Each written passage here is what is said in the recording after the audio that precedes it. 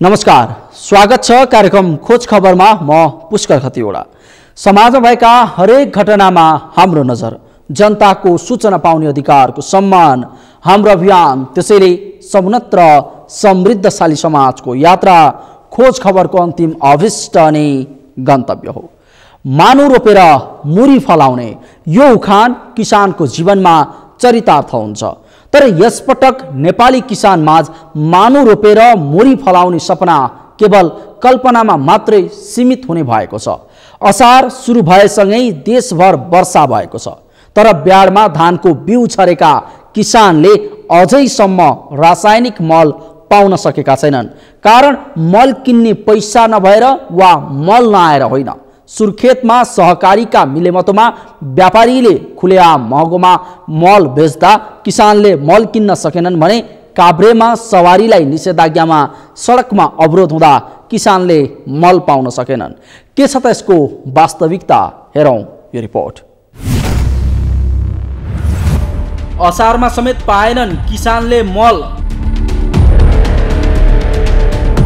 मिलेमतोमा महँगोमा मल बेच्दै व्यापारी। निषेधाज्ञामा सवारी नचल्दा थप समस्या। असारको पहिलो साता बित्न लाग्यो। देशभर वर्षा हुने क्रम बढ्दो छ। यो समय प्राय किसानले धान खेती गर्ने समय हो। तर ब्याडमा धानको बिउ राखिसक्दा पनि सुर्खेतका किसानले भने अझैसम्म रासायनिक मल पाउन सकेका छैनन्। किसानले मल नपाउनुमा किन्ने पैसा वा मलको अभाव भएर होइन, मल बेच्ने सहकारीको मिलेमतोमा व्यापारीले मललाई खुलेआम महँगोमा बेचेर हो। व्यापारीले बजारमा महँगो मूल्यमा मल बेच्न थालेपछि वर्षेबाली धानको ब्याड राखिसक्दा समेत सुर्खेतका किसानले रासायनिक मल पाउन सकेनन्। यसरी कोरोना महामारीका बेला स्वास्थ्य सुरक्षाका उपाय अपनाउँदै कृषि कार्यमा सक्रिय किसानले नि धानको ब्याड राखिसक्दा समेत मलखाद नपाउँदा चिन्तित हुन थालेका छन्। कृषि सामग्री संस्थानदेखि सहकारी संस्थासम्म पुगेर मलखाद पाउने गरेका किसानलाई यसपालि पनि कोरोना महामारीले सृजित अवस्थाका बीच मलखादको जोहो गर्न समस्या भइरहेको छ। यो वर्ष प्री मनसुनले साथ दिएपछि खुसी देखिएका किसान धानको ब्याड राखिसक्दा समेत मल नपाउँदा भने समस्यामा परेको बताउँछन्। हामीले समयमा मल नपाउँदा बिउ राख्दासम्म पनि मल नपाउँदा हामीलाई घाममा दौडधुप गरेर सहकारीमा 2-3वटा सहकारीमा पनि नपाएर हामीलाई स्वास्थ्य भेग्नु परेको छ। यसरी सुर्खेत बजारका व्यापारीले सहकारीकै मिलेमतोमा खुलेआम महँगोमा मल बेचिरहेको भए पनि मल आपूर्ति समितिले भने नदेखे झैँ गर्दै आएको छ। यो समितिको नियत भएकाले किसानलाई सरकारी अनुदानको मल चाहिएका बेला पाउन नसकेको कृषकको गुनासो छ। यहाँ सहकारीले यो वडा बेच भन्छ, त्यहाँ पुग्यो त्यो सहकारी मोल छैन, यहाँ मोल छ दिन पाइँदैन। कति समस्या किसानलाई घुमाइदिएको छ यहाँ। अनि त्यहाँको सहकारी लगेर बिचमै मोल बेचिदिन्छ। यी कति घटना छन्, कति घटना छन्। यिनी घटनाहरूलाई पनि हाम्रो यहाँको प्रशासनले राम्रोसँग हेरिदिनुपर्छ। कोरोना संक्रमण रोकथामका क्रममा अहिले ब्याङ्किङ कारोबार बन्द भएकाले मलखाद दिन नसकिएको जिल्ला कृषि सहकारी सङ्घको भनाइ छ। मल चाहिँ कृषि सामग्रीमा फोन गरेर बुझ्दा यसमा चाहिँ छ भन्ने खबर चाहिँ इन्फर्म चाहिँ भइरहेछ। तर ब्याङ्कमा चाहिँ पहिला चाहिँ आइतबार मङ्गलबार बिहिबार खुल्ने भनेको चाहिँ अहिले फेरि रुटिन चेन्ज भएर ब्याङ्क चाहिँ बिचमा चाहिँ बन्द भइराख्ने भएको कारणले गर्दा हामीले चाहिँ ब्याङ्कमा पैसा डिपोजिट नगरेसम्म हामीले बिल काट्न नसक्ने र हामीले मल चाहिँ आफ्नो सहकारीमा ल्याएर बेच्न नसक्ने भएको कारणले गर्दाखेरि चाहिँ गाह्रो भएको छ। किसानहरू चाहिँ दैनिक रूपमा आइराख्नु भएको छ आजभोलि, तर पनि यो लकडाउनको कारण र ब्याङ्कमा पैसा डिपोजिट गर्न नसकेको कारणले चाहिँ किसानहरूलाई धेरै दुःख शास्ति भएको। सुर्खेतमा अनुदानको मल पाउन कृषि सामग्री कम्पनीको नाममा रहेको इन्भेस्टमेन्ट ब्याङ्कमा रकम जम्मा गर्नुपर्ने नियम छ। गोदाममा मल रहे पनि ब्याङ्किङ कारोबार सञ्चालन नहुँदा ढिलाइ भए पनि केही दिनमै कृषकलाई मल उपलब्ध गराउने लिमिटेडको भनाइ छ। चाहिँ वैशाखसम्म चाहिँ वितरण गरेकै हो होइन। त्यसपछि चाहिँ के भयो भने हाम्रो चाहिँ ब्याङ्कले नै 15 दिन चाहिँ सिल गर्यो। बिचमा ब्याङ्ककै कर्मचारी चाहिँ कोभिड भएर त्यहाँ चाहिँ काम भएन, अनि त्यसपछि हामीले पनि बन्द गर्न बाध्य भयौँ। फेरि अब राष्ट्र ब्याङ्कको निर्देशनअनुसार चाहिँ 1 दिनको अन्तरमा चाहिँ ब्याङ्कले कारोबार गरिरहेको थियो। त्यो हुने क्रममा चाहिँ सबैलाई हामीले दिन सकेका छैनौँ। हामीसँग चाहिँ 72वटा सहकारी छ कर्णाली प्रदेशभरिमा, अनि 72वटा सहकारी मध्येमा बिनपामा चाहिँ म्याक्सिमम मल चाहिँ अहिले तपाईँको 84 मेट्रिक टन चाहिँ गइसकेको छ। 84 मेट्रिक टन जाँदाखेरि पनि अहिलेसम्म किसानहरू कुनै पनि किसानहरूले पाइनु भन्ने चाहिँ यहाँ खबर आइरहेछ। अब अहिले चाहिँ 25 गतेसम्म ब्याङ्क बन्द भएको कारणले गर्दाखेरि अब त्यसलाई चाहिँ कसरी चाहिँ सहज गर्ने भनेर चाहिँ हामीले ब्याङ्कसँग चाहिँ समन्वय गर्दैछौँ। सुर्खेतमा करिब 30,000 हेक्टर क्षेत्रफलमा धान खेती गरिँदै आएको छ, तर मनसुन सक्रिय भएसँगै धानको ब्याड राखिसकेका किसानलाई माग अनुसारको रासायनिक मल उपलब्ध नहुँदा उनीहरू मारमा परेका छन्। रासायनिक मलको पीडा केवल सुर्खेतमा मात्र होइन, काभ्रेमा समेत देखिएको छ। कोरोना संक्रमण रोकथाम र नियन्त्रण गर्न जारी निषेधाज्ञाको असर काभ्रेमा कृषि क्षेत्रमा बढ्न थालेको छ। काभ्रेमा निषेधाज्ञाको क्रममा सवारी सञ्चालन नभएपछि किसान बिउ तथा मलखादको अभावमा छन्। कोरोना कहरसँग जुधिरहँदा खेतीको बेला सुरु भए पनि किसानले मलको अभाव भोगेपछि कोरोना र निषेधाज्ञाको असर काभ्रेका किसानको बारीमा पुगेको छ। गइसकेको छ, धानमा हाल्ने बेला भयो, मकैमा हाल्ने बेला भयो, सरकारी लागेको छ। अब केही छैन, मल हाल्न पाए पो राम्रो उब्जनी हुन्छ। मल हालेन भने चाहिँ कहाँबाट आउँछ? त्यो पनि आउँछ दिनुहुन्थ्यो, त्यो वडा अझैबाट माथिबाट छ नि दिनुहुन्थ्यो, अहिले अब छैन भनेर दिनै भयो। पर्याप्त सवारी नचल्दा मल अभाव भएको तर स्टकमा रहेको मल तथा बिउ बिजन वितरण भइरहेको काभ्रेमा मलखाद वितरण गर्दै आएका डिलरहरू बताउँछन्। सानो गाडी लिएर आयो भाडा पाउनु पर्ने, ठुलो गाडी लिएर आयो यहाँ लोड नपुग्ने, त्यस्तो गर्दाखेरि अस्ति लगभग मेरो 30 बोरा यहाँबाट दिएको थियो। गाडी भाडा नै 8,000 रुपियाँ पऱ्यो यहाँबाट त्यहाँ पुऱ्याउँदा। एउटा 1 बोरा मलको 270 रुपियाँ त भाडा मात्रै पऱ्यो। अनि आज चाहिँ मैले हिजो फोन गरेर थोरै मल हुन्छ भने हामी चाहिँ आउन सक्दैनौँ, भाडाले धेरै महँगो पऱ्यो, किसानलाई अलिक सहुलियतमा दिन सकिन्छ कि भने झन् बढी पर्ने भयो भनेर भनेको।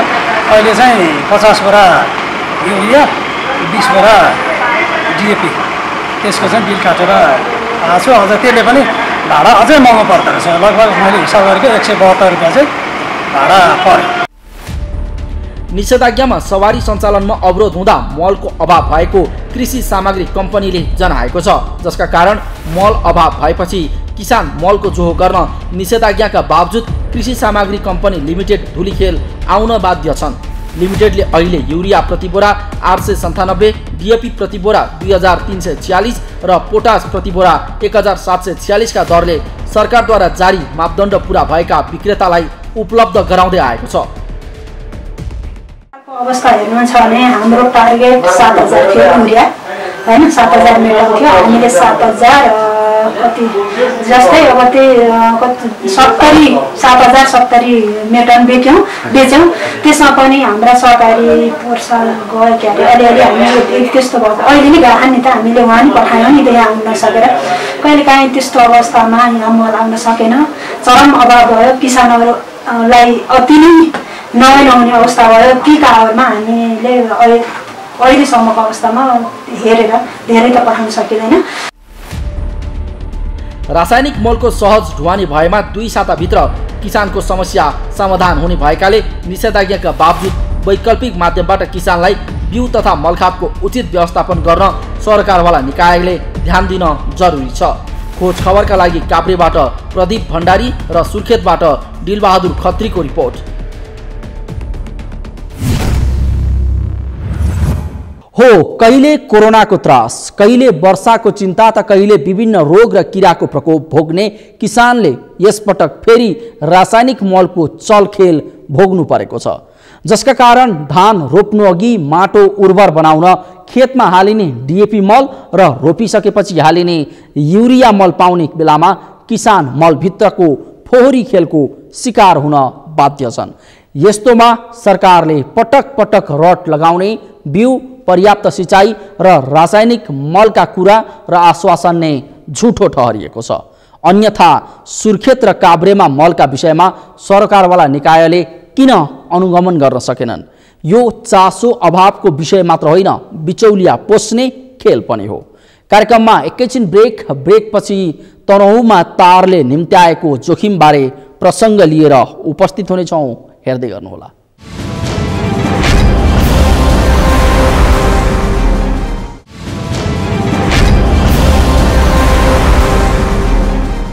ब्रेकपछि स्वागत छ।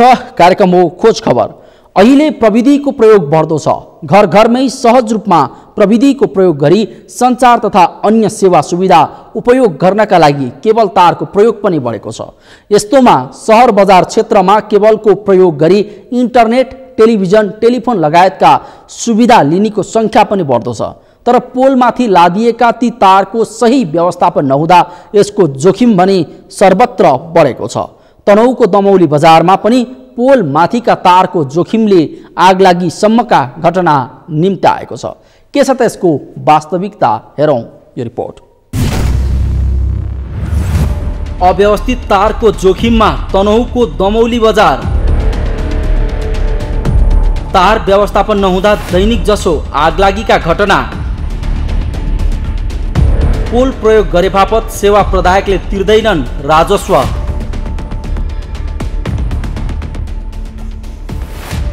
प्रविधिको बढ्दो प्रयोगसँगै सहर बजारमा घर घरमै सहज रूपमा सञ्चार तथा अन्य सेवा सुविधा उपभोग गर्नका लागि केबल तारको प्रयोग बढेको छ। बिजुलीको पोलमाथि लादिएका तारको भरमा घरमा इन्टरनेट, टेलिभिजन, टेलिफोन लगायत सुविधा पुगेका छन्। तर तिनै तार अहिले सेवाग्राहीका लागि जोखिम निम्त्याउने कारण बनेको छ। अव्यवस्थित तारका कारण तनहुँको सदरमुकाम दमौली बजार क्षेत्र कुरूप मात्र बनेको छैन, दुर्घटनाको जोखिमको कारण पनि बनेको छ। घर घरमै सहज रूपमा प्रविधिको प्रयोग गरी सञ्चार तथा अन्य सेवा सुविधा उपलब्ध गर्नका लागि प्रयोग गरिएको केबल तारको सही व्यवस्थापन गर्न नसक्दा जोखिम बढेको हो।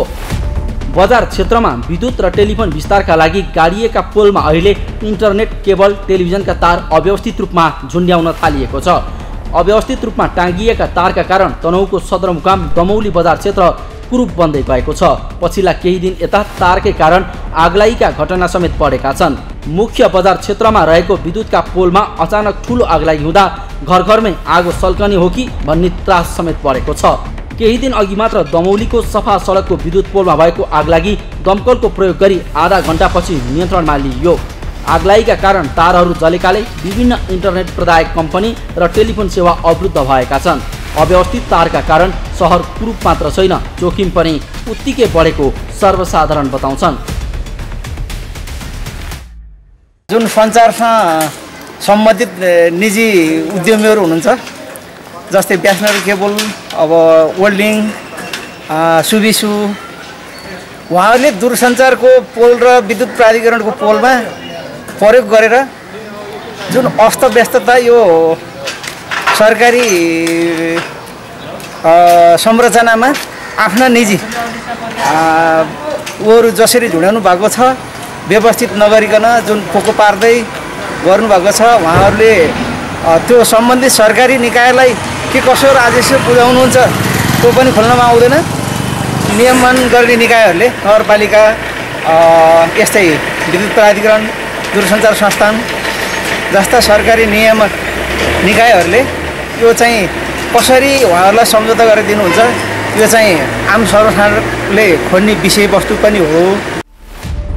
दमौलीको बजार क्षेत्रमा बिजुली, इन्टरनेट, टेलिफोन, केबलका तार छरपष्ट देखिन्छन्। कुन तार कुन कम्पनी र सेवा प्रदायकको हो त्यो समेत सहजै छुट्याउन सकिँदैन।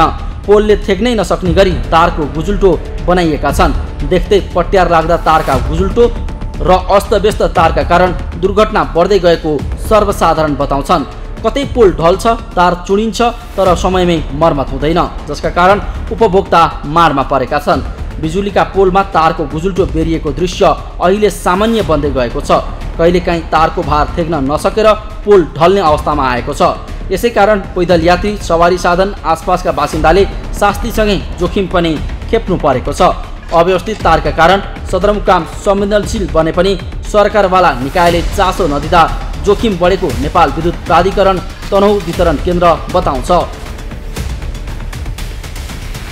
पोलमा नाङ्गो तार हुन्छ या कालो तार हुन्छ, अलिकति बियर पार्ट हुन्छ, त्यसमा कहिलेकाहीँ चाराचुरुङ्गी बसेर पनि सानो स्पार्क आयो भने पनि त्यो स्पार्कले तपाईँको केबल नेटवर्कहरू, इन्टरनेटमा भएको केबलहरू, त्यसमा चाहिँ अलिकति स्पार्क दिने बित्तिकै आगो हल्का सल्किए पनि के हुन्छ भने पुरै केबलहरूमा चाहिँ आगो लागिहाल्दो रहेछ त्यहाँ, होइन? त्यसो कारणले चाहिँ आगो लाग्यो हो, होइन?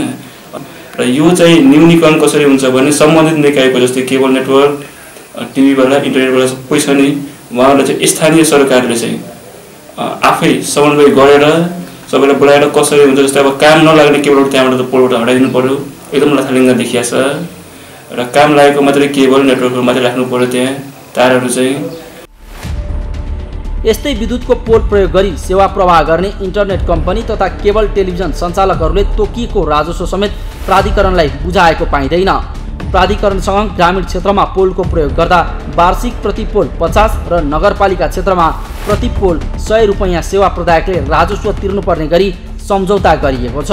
तर सम्झौता अनुसार नेपाल टेलिकम र एनसेल बाहेक अन्य सेवा प्रदायकले विगत 3-4 वर्षदेखि राजस्व पनि नतिरेको तनहुँ वितरण केन्द्रले जनाएको छ। सरकारले अन्डरग्राउन्ड तार बिछ्याउने चर्चा चलाए पनि काठमाडौँ उपत्यकाका सीमित क्षेत्रभन्दा बाहिर यो कार्यक्रम पुग्न सकेको छैन। यद्यपि स्थानीय तह यसको व्यवस्थापनमा क्रियाशील हुने बताउँछ। आगलागीको निरन्तर घटनामा या त विद्युतमा सर्ट हुने या चाहिँ इन्टरनेटका तारहरू धेरै भएका कारणले चाहिँ पोलहरूमा आगलागी हुने स्थितिहरू चाहिँ हामीले देखेका छौँ।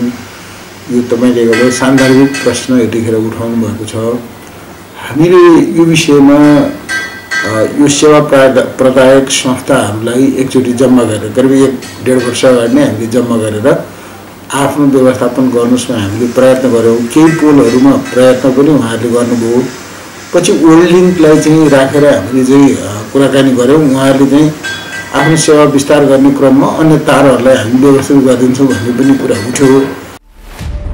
अव्यवस्थित तारका कारण सदरमुकाम संवेदनशील बनेपछि अहिले व्यास नगरपालिकाले उपप्रमुख मीरा जोशीको संयोजकत्वमा एउटा समिति तयार गरी तार व्यवस्थापन गर्ने तयारी गरेको छ।